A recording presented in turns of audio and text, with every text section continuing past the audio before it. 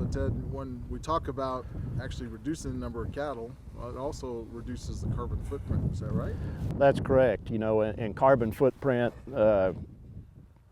again, which is basically carbon emissions or emissions that then are converted into carbon equivalents. For instance, nitrous oxide would be a gas they convert into carbon. And again, if we go back to Dr. Caper's study where she reviewed the beef production systems from 1977 to 2007, that 30-year time period, and looked at, as we talked about earlier, we've increased beef production 31% in that 30-year time period, but we reduced the number of beef animals by 30% down to 70%.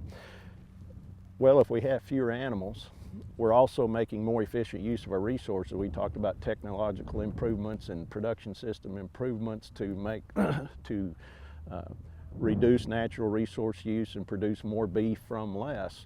Well, when you do that, you're going to have less waste products in the form of manure. And if you look over that 30-year time period that Dr. Caper studied, manure production actually declined about 18% over that time period. So we're producing less manure. And that's significant because manure in itself, from the fermentation activities and so forth that take place as that manure lays, it breaks down, it produces gas or carbon that goes into the air.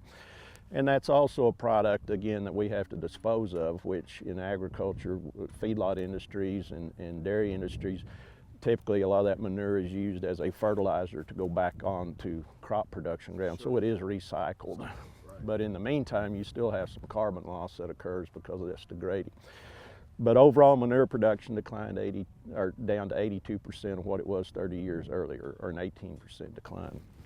If we look at nitrous oxide production, which again is one of these gases that affects atmospheric conditions, that also declined 18% over that 30-year time period. And the overall carbon footprint of the beef industry declined about 16%. So we produce more with less animals, and we've also reduced the carbon footprint of the beef industry over that time.